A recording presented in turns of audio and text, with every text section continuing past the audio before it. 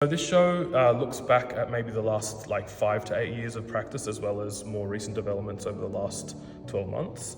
It's been really nice to notice things that have stayed true to the work over time, but also to kind of acknowledge that change happens and that that's a good thing as well.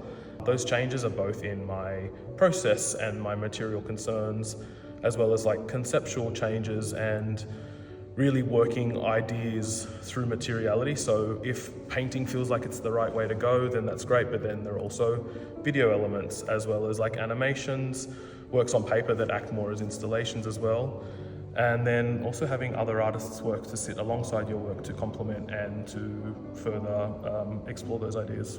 I started working with the painting off the wall first in 2018, and this idea of stepping into a space or beyond a threshold and being essentially immediately on stage becomes apparent when you step through to this chromatic environment. And I like that they act as both mirrors.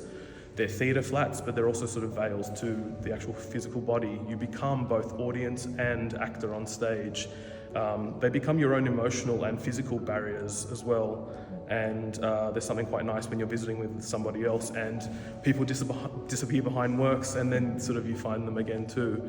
And I think that's just very much a relatable idea about how we navigate through our own sort of emotional spaces. I'm super interested in this idea of an essence, or of understanding the underbelly of something as well. Gesture, colour and form really can tell us about somebody.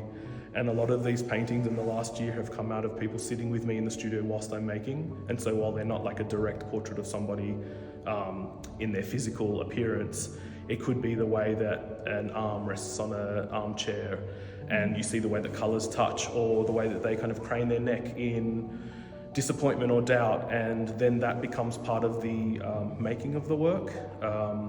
The conversation that happens in that space in the studio is a really intimate way, and I think text and conversation is a really big part of portraiture. There's a real relationship to theatricality, the idea of performativity and the everyday.